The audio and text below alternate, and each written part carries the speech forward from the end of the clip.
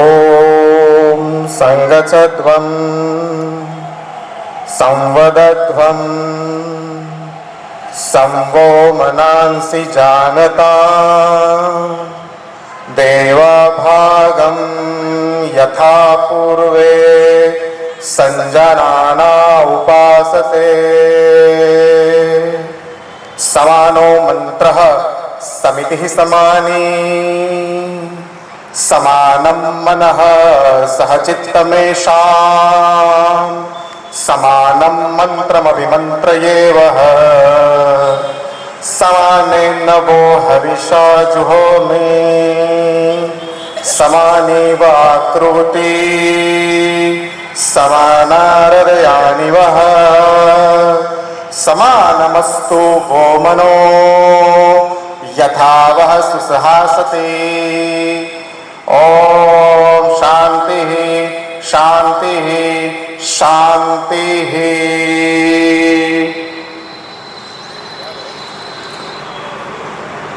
न च पितृषु लोकेषु राजन विद्येत कश्चन राघवस्य हि वलिकम यः कृत्वा सुखम वाप्नुयात्। देवी और सज्जनों, वाल्मीकि रामायण में एक घटना का मार्मिक वर्णन किया गया है। जब परम पूजनीय हनुमान जी महाराज लंका में प्रवेश करते हैं, प्रवेश के पश्चात जब अशोक वाटिका का बंटाधार करते हैं, तब सर्वप्रथम बार रावण के दरबार में प्रस्तुत होकर रावण से कहते हैं कि राजन न च पितृषु लोकेषु, ये तीनों लोक में धरती आकाश पाताल में ऐसा कोई सामर्थ्यवान मनुष्य नहीं है जो कि राघवस्य हि वलिकम यः, मेरे प्रभु श्री राम को नाखुश कर कृत्वा सुखम वाप्नुयात्, कौन से सुख की अनुभूति करोगे।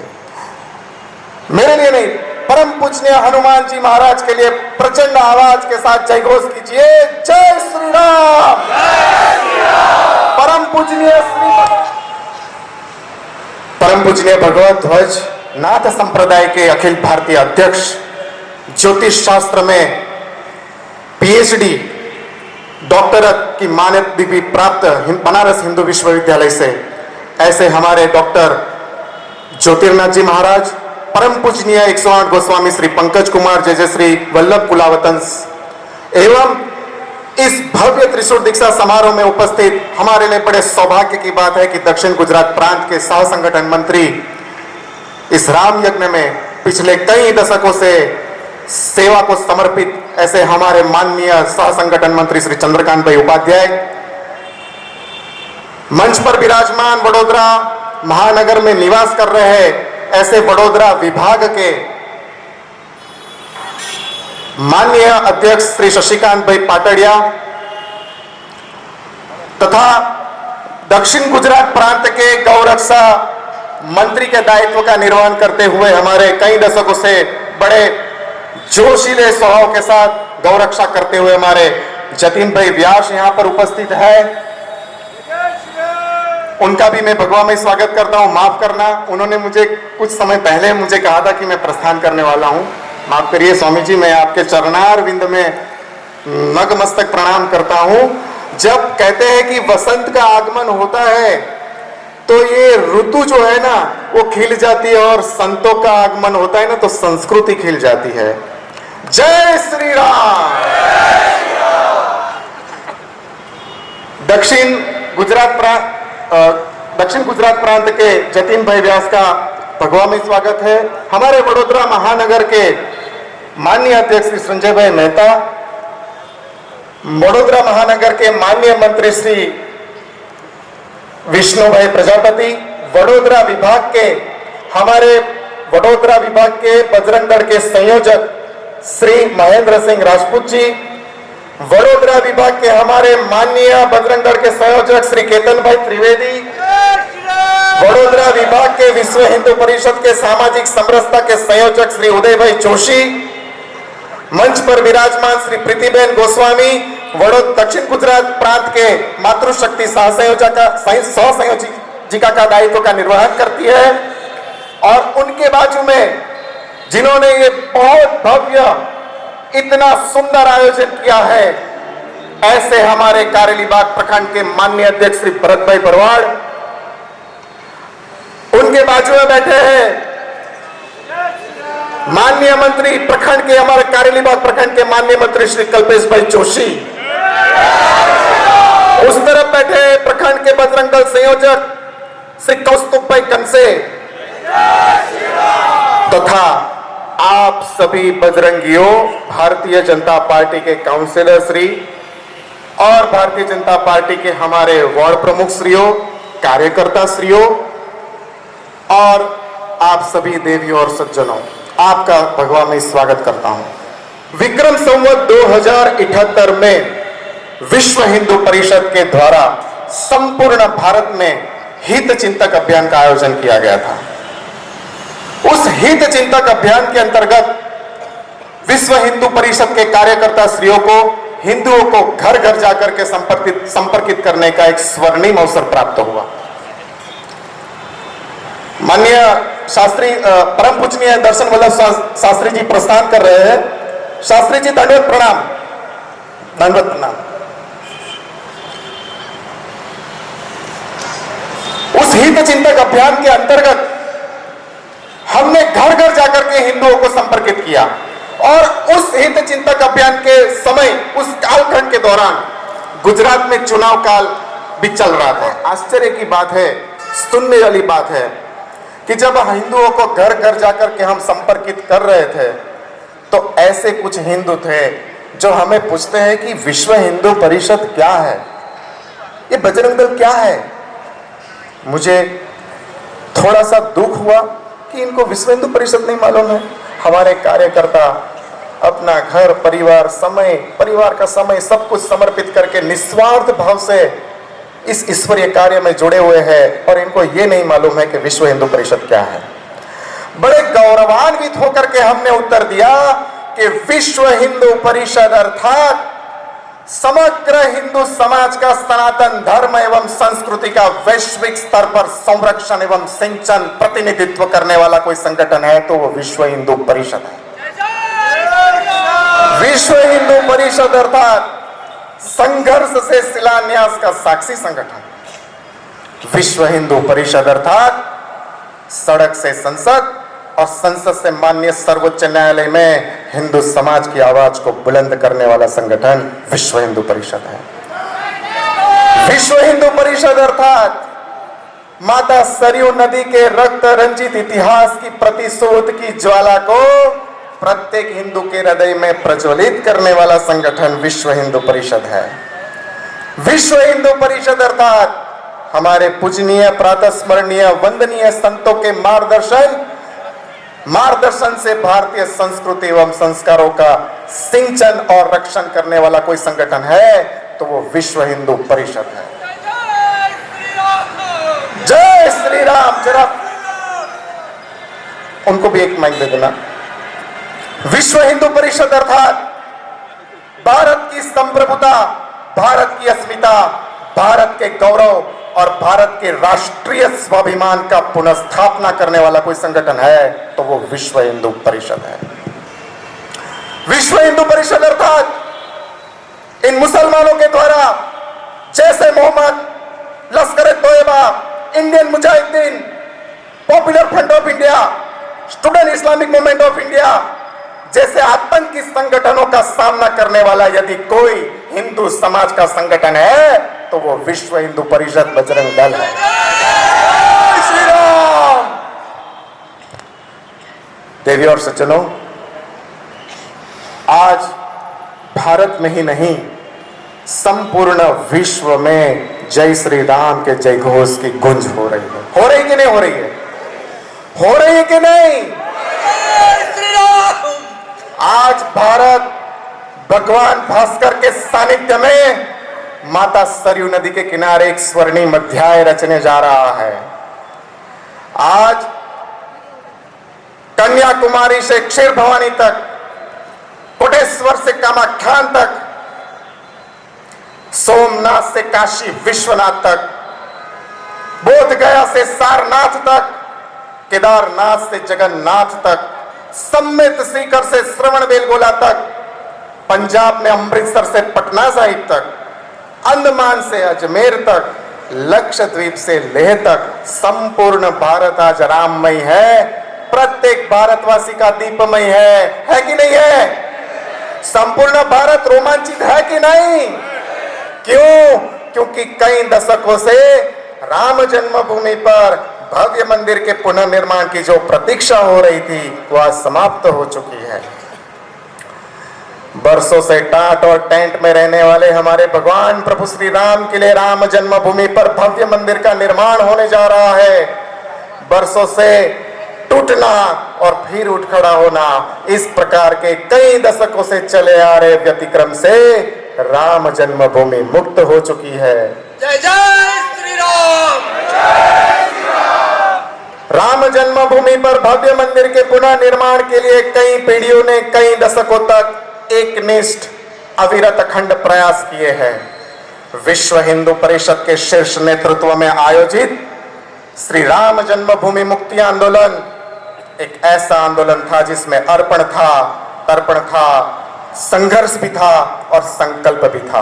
कुछ और होती और परिस्थितियां और भी होती कुछ, यदि भारत का मुसलमान सामने से चलकर आकर कहता, मौलाना अमर अली जैसे मुसलमान से प्रेरित होकर भारत का मुसलमान सामने से आकर कहता कि भाई हम हमारे पूर्वजों ने जो कुछ भी गलतियां की है उन गलतियों का प्रायश्चित करते हुए, बल्कि पुनरावर्तन, उन गलतियों का पुनरावर्तन न करते हुए हम हिंदुओं को उनके आस्था के अंदर सुप्रत करते हैं, लेकिन ऐसा भी नहीं हुआ।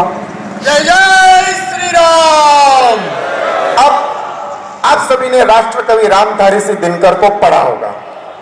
राष्ट्रकवि रामधारी सिंह दिनकर अपनी संस्कृति की अपनी एक पुस्तक है, संस्कृति के 4 अध्याय। आपने शायद ये पुस्तक पढ़ा होगा, बड़ा प्रख्यात पुस्तक है। उस संस्कृति के 4 अध्याय नाम की पुस्तक में उन्होंने बड़ी स्पष्टता से लिखा है कि भारत में हिंदू मुस्लिम एकता का कोई भी प्रयास संभव है ही नहीं। बड़ी स्पष्टता से उन्होंने शब्दों का प्रयोग किया है कि दिल ऐसे फटे, घाव गहरे होते गए, खाइयां बढ़ती गई। मैं बिल्कुल जैसे शब्दों का उन्होंने प्रयोग किया है, ना तोड़ रहा हूं ना मरोड़ रहा हूं, वही शब्दों का मैं प्रयोग कर रहा हूं। दिल ऐसे फटे, घाव गहरे होते गए, खाइयां बढ़ती गई। ये मैंने राष्ट्रकवि रामधारी सिंह दिनकर कह रहे हैं। करीब करीब 1300 वर्षों के इस्लामिक परतंत्रता काल के दौरान भारत का हिंदू समाज अपना स्वत्व, अपना स्वाभिमान, अपना गौरव, अपनी विशेषताओं को भुला चुका था। माननीय सांसद जी परम पूजनीय गुरु जी से कहते हैं कि विदेश में निवास कर रहे हिंदुओं के साथ संपर्क प्रस्थापित करने की आवश्यकता है और भारत में भी हिंदू समाज के लिए काम करने वाले, हिंदू समाज में रह करके काम करने वाले संगठन का निर्माण करने की आवश्यकता का अनुभव कई श्रेष्ठ जनों को हो रहा था। आप सभी ने स्वामी चिन्मयानंद जी महाराज का नाम, करीब करीब 1200 से 1300 वर्षों के इस्लामिक परतंत्रता काल से प्राप्त आजादी के पश्चात यह स्वाभाविक था कि भारत अपनी वैश्विक भूमिका निर्धारित स्वरूप में समग्र विश्व के हिंदुओं के आस्था केंद्र के रूप में प्रस्थापित होकर के अपने प्रकृति प्रदत्त विश्व कल्याण के प्रकृति प्रदत्त दायित्व का निर्वहन करे। और इसी उद्देश्य ईस्वी सन 1964 की 29 अगस्त की कृष्ण जन्माष्टमी के दिन विश्व हिंदू परिषद की स्थापना की थी। देवी और सज्जनों, हम उस पुण्य भूमि भारत की संतानें हैं जिसके लिए विष्णु पुराण में कहा गया है कि हिमालयम समारभ्य यावत इंदु सरोवरम तम देव निर्मितम देशम भारत स्थानम प्रचक्षते। अर्थात ये हिमालय से लेकर के हिंद महासागर का जो ये भूमंडल है, ये देवों के द्वारा निर्मित भूमंडल है और इसे भारत कहते हैं। जब हिमालय का नाम यहां लिया गया है तो हिमालय अर्थात उत्तर पूर्वीय इलाका जो अफगानिस्तान से लेकर के नेपाल और भूटान तक फैला हुआ है वो हिमालय, और वो हिमालय से लेकर के हिंद महासागर तक का जो ये भूमंडल है वो देव निर्मित है। बड़े गौरव की बात है कि हमने इस पुण्य भूमि भारत पर जन्म लिया है। पूर्वीय प्रधानमंत्री स्वर्गीय भारत रत्न श्री अटल जी कहते थे कि भाई ये भारत कोई भूमि का टुकड़ा नहीं है, ये तो जीता जागता महापुरुष है। क्यों कहते थे? क्योंकि हमारे शास्त्रों में कहा गया है कि एतद् देशे प्रसूतस्य सकाशदग्र जन्मनः त्वं त्वं स्वं स्वं चरित्र शिक्षरेण पृथ्व्याम सर्वमानवा। अर्थात इत्तद्दे से प्रसूतस्य, इस जन्म, इस पुण्य भूमि भारत पर जन्म लेने वाला मनुष्य समस्त विश्व के मानव समुदाय को अपने अपने चरित्र से शिक्षा प्रदान करता है। इसमें समग्र भारत में एक अभूतपूर्व आंदोलन की शुरुआत हो गई। समग्र देश में श्री राम जन्मभूमि मुक्ति यज्ञ समिति के साथ साथ राम जानकी की रथ यात्राएं निकलने लगी। रामलीलाओं में राम कथा के माध्यम से भारत का आम जन झुकने लगा। सबके मन में अब एक ही प्रणताई की निर्णय था कि भाई राम जन्मभूमि की मुक्ति और राम जन्मभूमि पर भव्य मंदिर का पुनर्निर्माण। सन 1989 में विश्व हिंदू परिषद के द्वारा समग्र देशवासियों से, समग्र भारत के कोने कोने से, समग्र भारत के गांव गांव से रामशिलाओं का पूजन करके अयोध्या पहुंचाई गई। करीब करीब 2,75,000 गांव से रामशिलाओं का पूजन करके अयोध्या पहुंचाई गई। अब राम जन्मभूमि पर शिलान्यास का निर्णय हुआ। पूजनीय संतों एवं प्रमुख नेताओं के निर्णय अनुसार अनुसूचित जाति के प्रमुख नेता श्री कामेश्वर चौपाल जी ने 9 नवंबर 1989 के दिन राम जन्मभूमि पर शिलान्यास के लिए पहला पत्थर रखा। जय जय श्री राम। श्री राम जन्मभूमि पर भव्य मंदिर के पुनर्निर्माण के लक्ष्य की पूर्ति हेतु सोमनाथ से अयोध्या के लिए माननीय श्री लाल कृष्ण आडवाणी जी के नेतृत्व में एक सुंदर भव्य ऐतिहासिक रथ यात्रा की शुरुआत की गई। आपको बता दूं, उस रथ यात्रा के शिल्पकार हमारे वर्तमान के यशस्वी तेजस्वी प्रधानमंत्री नरेंद्र भाई थे। जय जय श्री राम।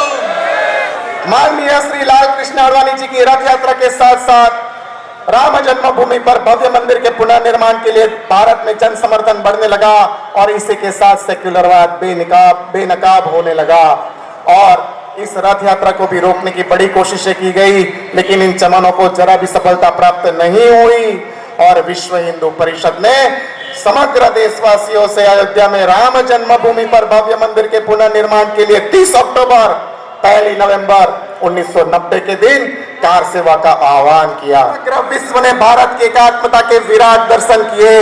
इन कार सेवकों को रोकने के लिए भी बड़ी कोशिशें की गई। उत्तर प्रदेश के तत्कालीन मुख्यमंत्री नाम से मुलायम थे, स्वभाव और वाणी से बड़े कठोर थे। उन्होंने घोषणा कर दी कि अयोध्या जी में परिंदे को भी पर न मारने देंगे। अयोध्या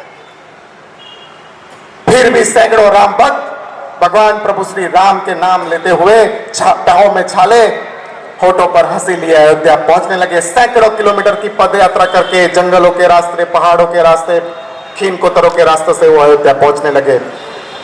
अयोध्या जी में राम के नाम पर तो ऐसी पाबंदी लगाई गई, आपको जान करके बड़ा आश्चर्य होगा कि अर्थी लेकर जाने वाले लोगों को भी रोका गया था, क्योंकि वो राम नाम सत्य है कह रहे थे। और जब कार सेवकों ने सैकड़ों किलोमीटर की पद यात्रा के पश्चात अयोध्या जी में प्रवेश किया तो गोलियों से उनका रक्त रंजित स्वागत किया गया। आजाद भारत में एक बार पुनः राम जन्मभूमि की मुक्ति के लिए कार सेवकों ने अपना बलिदान दिया, लेकिन कार सेवकों ने हिम्मत नहीं हारी और आखिरकार 1 नवंबर 1990 के दिन कलंकित बाबरी ढांचे पर भगवा लहरा दिया गया। जय जय श्री राम।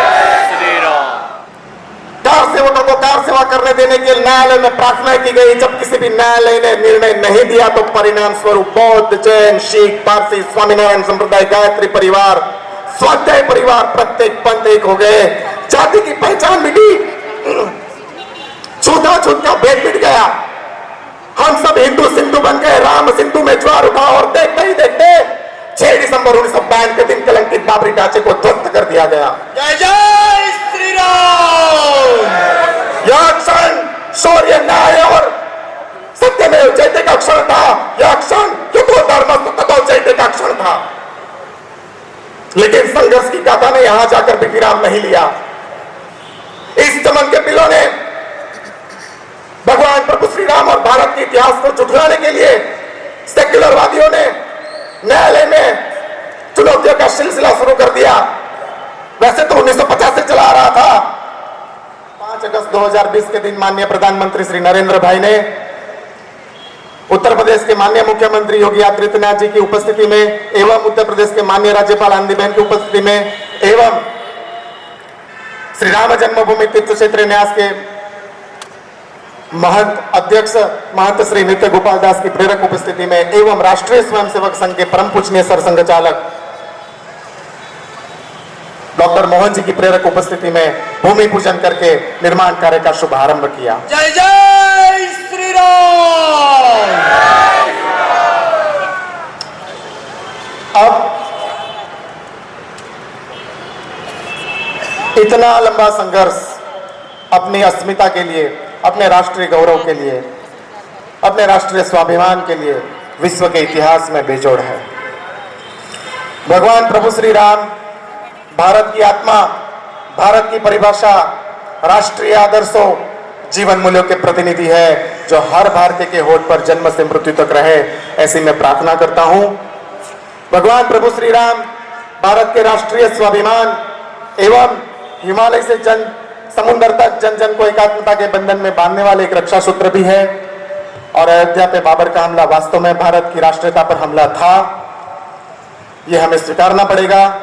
और भगवान प्रभु श्री राम सदैव हमें शुभाशीष देते रहे और हम इस मातृभूमि की रक्षा के लिए सदैव अपना समर्पण देते रहे। ऐसे में भगवान प्रभु श्री राम से प्रार्थना करता हूं। इस राम यज्ञ में, इस राष्ट्र यज्ञ में जिन जिन ज्ञात अज्ञात भारतीयों ने अपने प्राणों की आहुति दी है, अपने परिवारों की चिंता न करते हुए, अपनी माता बहनें, अपने माता पिता भाई बहन की चिंता न करते हुए अपने प्राणों की आहुति दी, निस्वार्थ भाव से वो समर्पित हो गए। उन प्रत्येक हुतात्माओं का आप पुण्य स्मरण करके उन्हें प्रत्येक दिन सच्ची श्रद्धांजलि अर्पित करें। ऐसे में आप सभी देवियों सज्जनों से प्रार्थना करता हूं, आप सभी भगवत आनंद में मस्त रहे। शुभम भवतु। जय श्री राम। जय जय श्री राम। जय जय श्री राम। मित्रों, मुख्य वक्ता નું